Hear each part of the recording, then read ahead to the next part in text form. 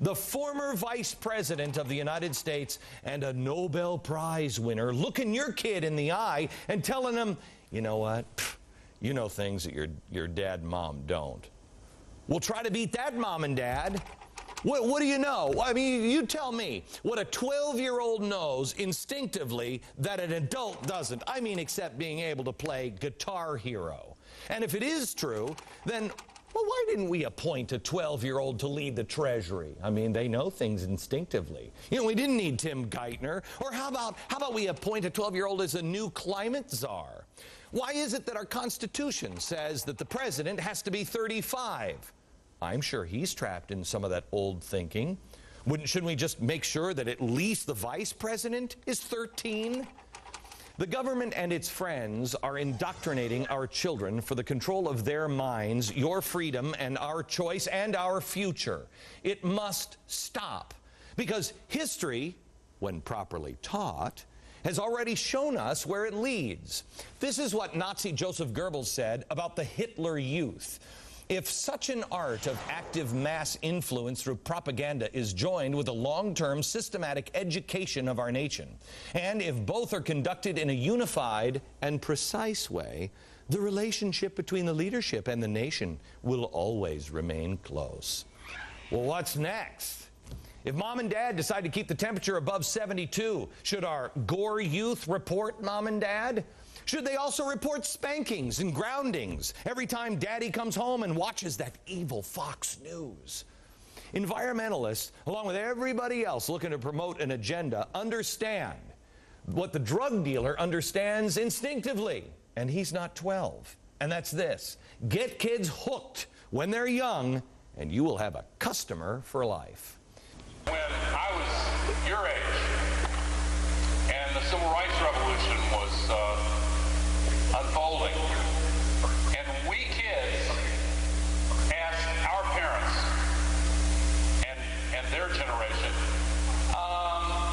explain to me again why it's okay for the law to officially discriminate against people because of their skin color. And when our parents' generation couldn't answer that question, that's when the laws started to change. There are some things about our world that you know that older people don't know. Why would that be? Well, in a period of rapid change. I want to talk to you about the tactics. I'm not accusing Al Gore of being a Nazi or anything like that. I'm saying the tactics, we have seen this many times before. Grab the youth and turn them against the parents. Yeah, well, there's a media angle here, too, because global warming is now taken as an absolute fact, and journalists have decided that the conversation about global warming is closed. Scott Pelley of 60 Minutes, an important journalist on an important show, did a piece on global warming that was one-sided and was asked about it. And he said, if I do an interview with a Holocaust survivor, am I required as a journalist to find a Holocaust denier? Well, what that's saying is that anybody who doesn't buy the argument is as ignorant as a Holocaust denier. I have to tell and you. based on the tape that you played, Glenn, he's also saying that if you don't buy Al Gore's version of global warming, you're no better than those people of an earlier generation who thought it was perfectly okay for black people to sit in the back of the bus. I know he didn't mean it that way. You're right. He's not a Nazi. Look, I am not so sure that he didn't mean it in the way of, you know, this is no different than those who said sit in the back of the bus. I mean, why would you use that comparison? Why would you use that comparison? He was saying that it wasn't that they were evil people back then. They just hosed down African Americans because they didn't know any better. Isn't that the same? At absolute least, it really is sloppy on Al Gore's part. But it's not sloppy. You're right. Bernie, I mean, hang on. Oh, sorry, America. I need some more medication. I'm eating M&Ms like it's going crazy. I can't take it anymore from these people. Here's the thing, Bernie. Hang on. I'll be with you in a second. It's not polite to eat with my mouth full. Here's the thing. I have no place else to go. He is not sloppy. He said almost this same thing in 2006, almost verbatim.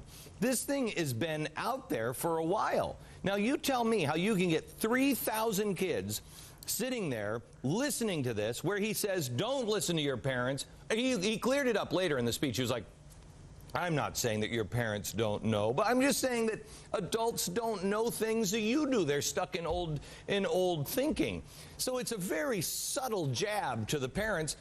Where is it? He said it in more speeches than this. This is the first time a lot of people have ever heard this.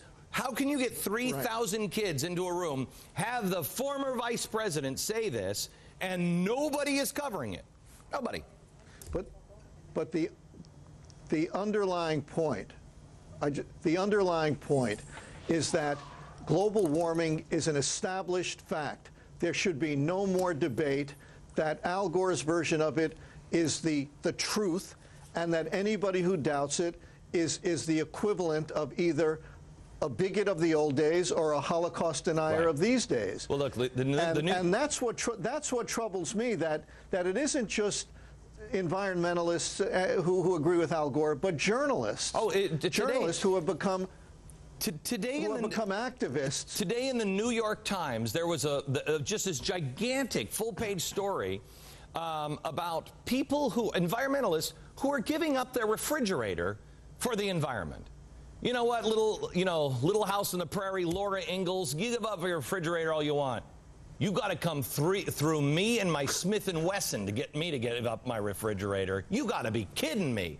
This is going on, and they're covering a full-page story about crazy people giving up their refrigerators.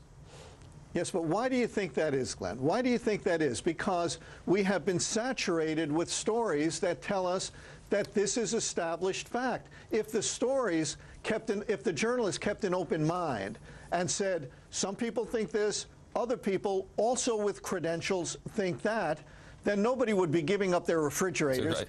And we wouldn't be seeing a lot of the crazy stuff we're seeing. We're not having a conversation anymore. I mean, it's just not happening. Bernie, I'll talk to you again. Thank you so much for being on the program.